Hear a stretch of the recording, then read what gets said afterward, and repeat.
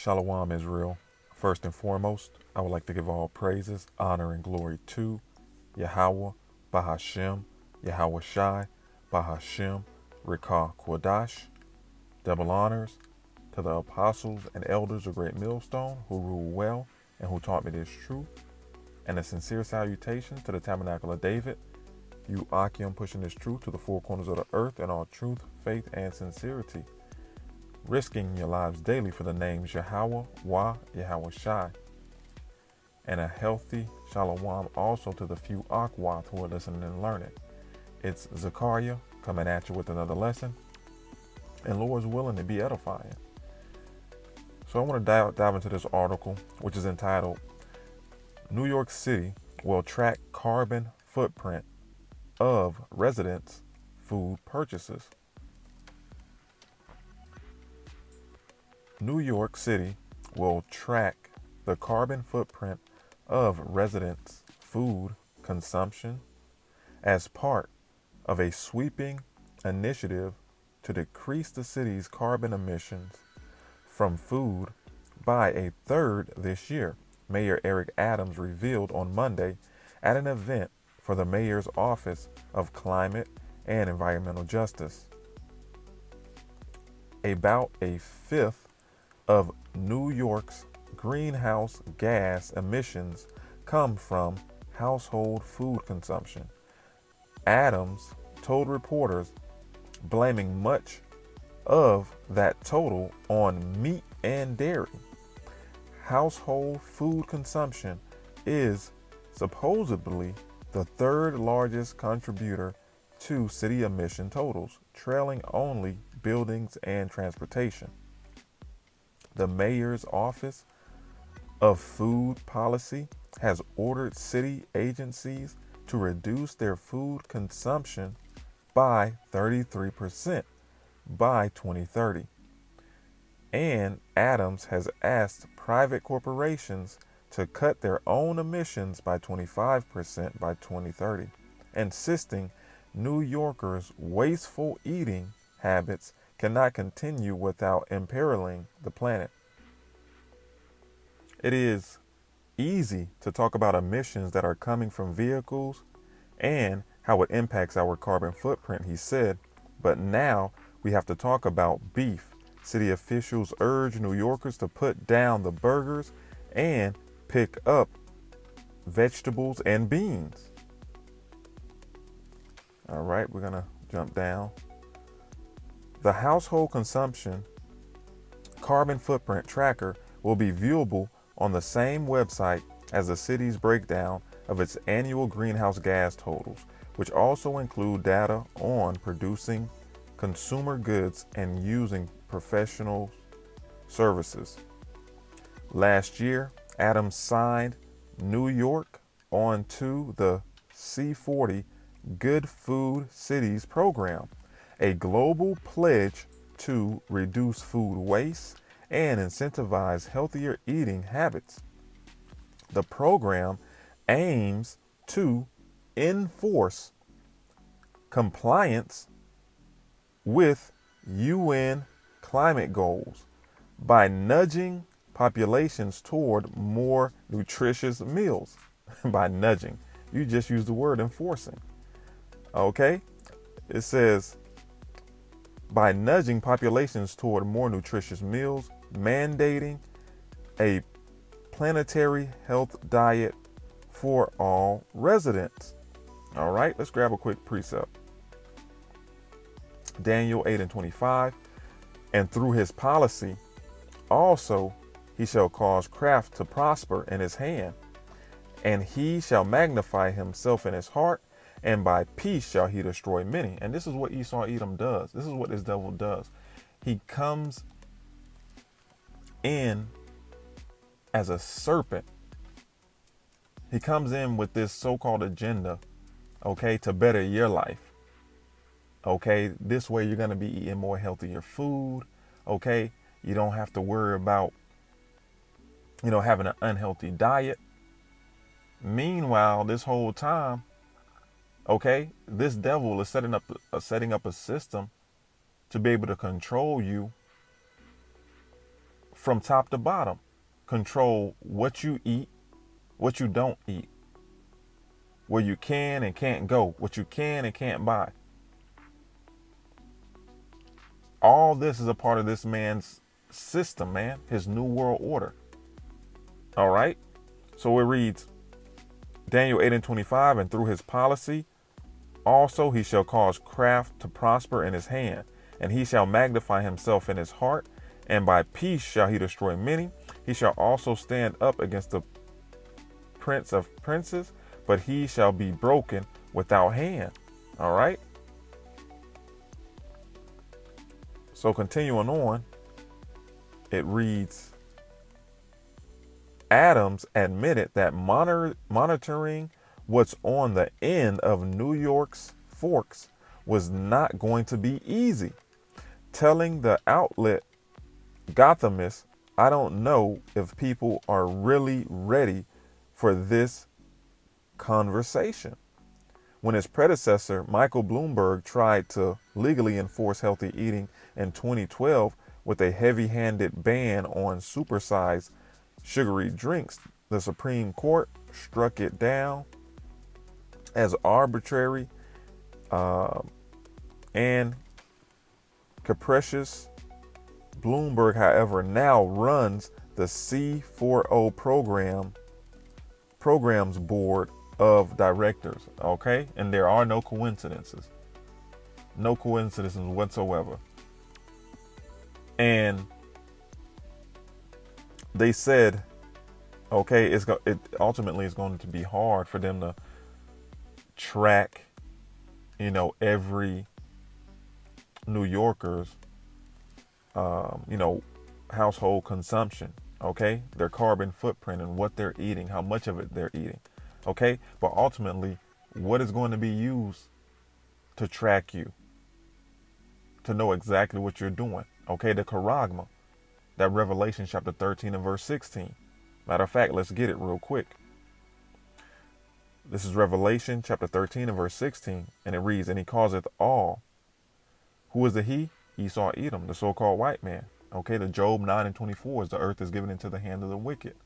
Okay, these elites. Okay, the elites, the Rothschilds, the Gettys, the DuPonts. Okay, y'all should know this by now.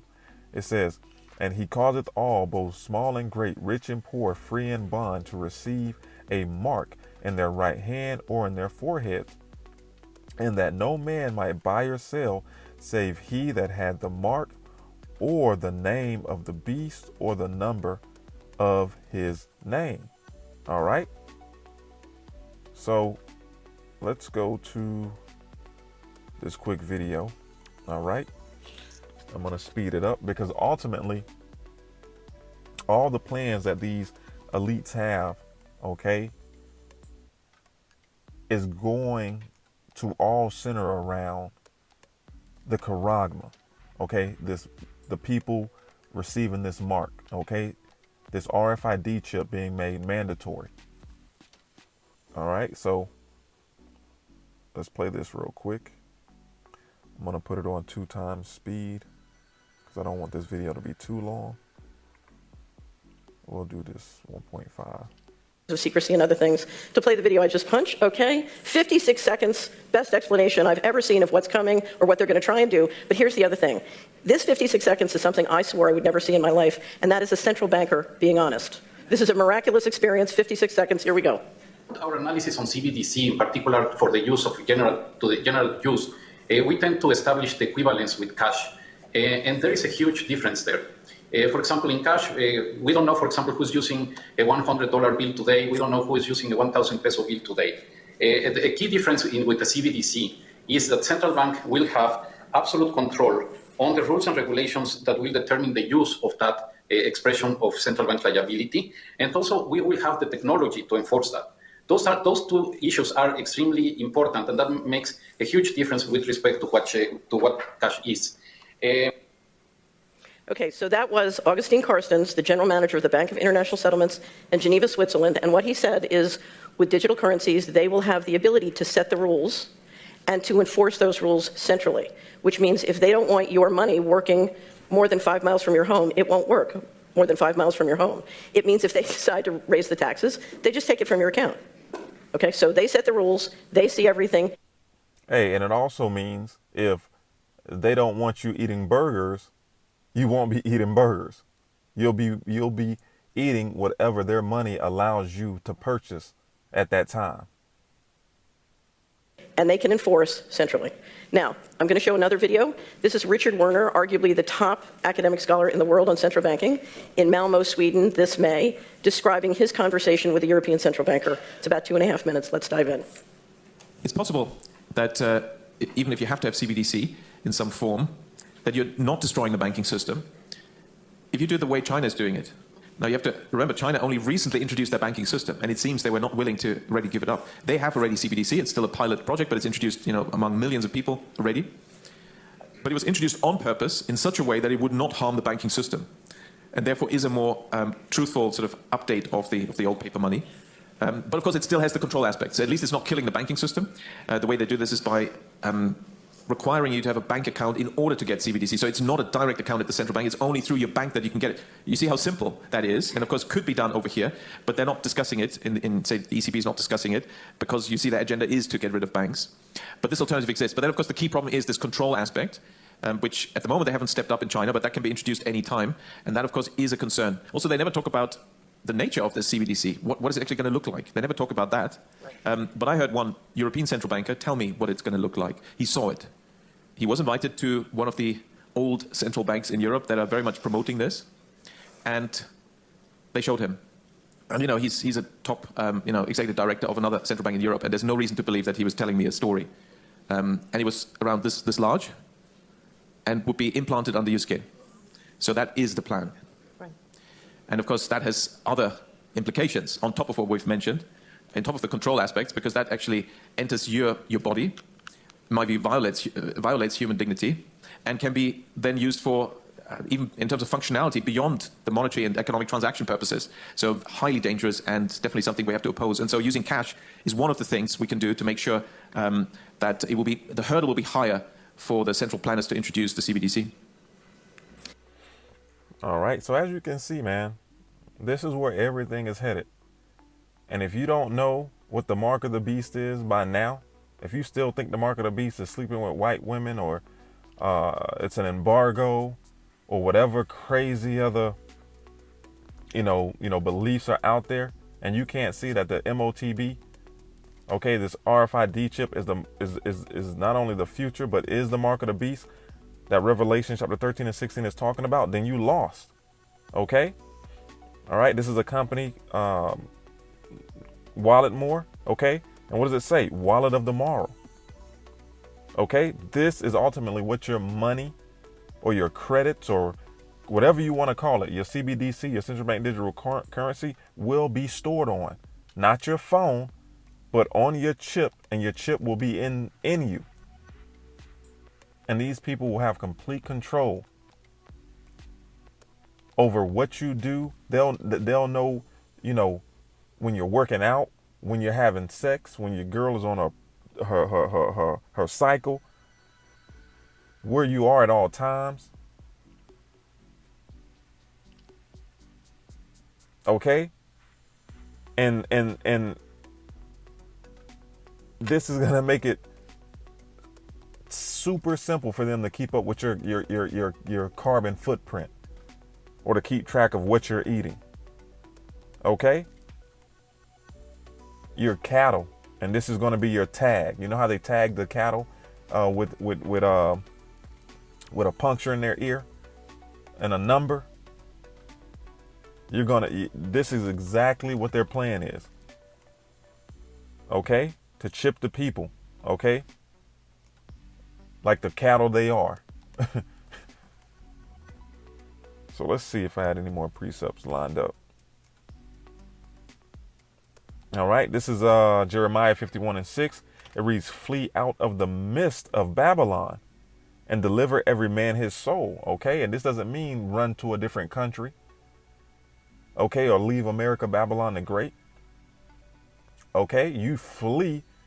Matter of fact, let's get it. All right, how do we flee? This is Ecclesiasticus 21:2. It says, flee from sin as from the face of a serpent. For if thou comest too near it, it will bite thee. The teeth thereof are as the teeth of a lion, slaying the souls of men. Right.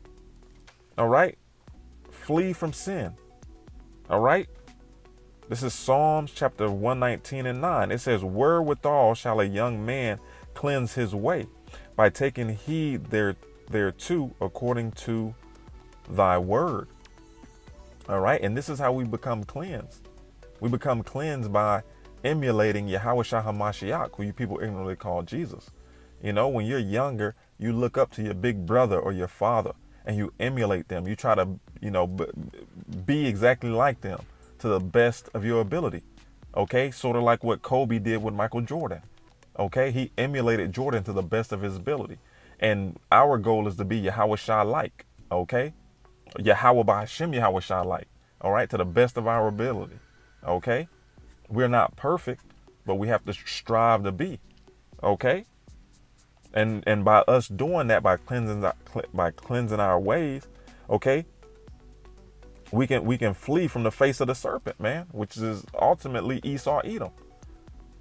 Okay, because he beguiled Eve in the garden, and he's gonna beguile 2/3 of the nation of Israel here in America, Babylon the Great, because everything in America is contrary to the ways of the Heavenly Father.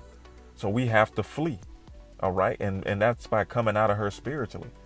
And when the Heavenly Father comes, when Yahushua HaMashiach comes, our Savior, he's going to bring us out of America, Babylon the Great physically and put us in our own land. Okay. All right. So it says, flee out of the midst of Babylon and deliver every man his soul. Be not cut off in her iniquity. For this is the time of the Lord Yahweh's vengeance. He will render unto her a recompense. Right. And you don't want to be joined hand in hand with these heathen, man. Okay. You don't want to be in the costume of a heathen when Yahushua HaMashiach returns. Okay. If it looks like a duck, walks like a duck, it must be a duck. All right. And if it looks like a heathen, walk like a heathen, Yahushua is going to see you as a heathen. So following the customs and the philosophies of Esau Edom is going to get you, by default, it's going to put you on the side of the enemy. All right. And it says, for this is the time of the Lord Yahweh's vengeance. He will render unto her a recompense. Right. In America, Babylon the Great and Esau Edom, the Lord is going to render, and these heathens, he's going to render to them in 2/3 of our nation a recompense. But a special recompense is coming for those who receives this man's mark. All right. This is Revelation chapter 14, and we're going to start at 9. And the blue letter entitled this chapter, Doom for Worshippers of the Beast. It reads, and the third angel followed them, saying with a loud voice, if any man worship the beast and his image and receive his mark in his forehead or in his hand, the same shall drink of the wine of the wrath of the Most High, which is poured out without mixture into the cup of his indignation. And he shall be tormented with fire and brimstone in the presence of the holy angels and in the presence of the Lamb. All right. All right. And we know that that's speaking about Yahweh. That Lamb is Yahushua HaMashiach. Okay. And the angels. And that goes to show you these wacky tacky Christians think that hell is some place underneath the earth where you burn forever. Okay. What sense does that make? The angels and Yahushua are gonna go down to hell and just watch while everybody's burning. That makes no sense. No, that's talking about the nuclear destruction of America, Babylon the Great, which is going to take place during the Third World War, when America is going to be destroyed in 1 hour. Okay, it's going to be obliterated. Okay, and those who receive this man's mark, okay, are going to be left behind. Okay, to experience that Terminator 2 Sarah Connor type fire. Okay. So anyway, Lord's willing, this was edifying. All right. Shalom, Israel. Wa abad babal.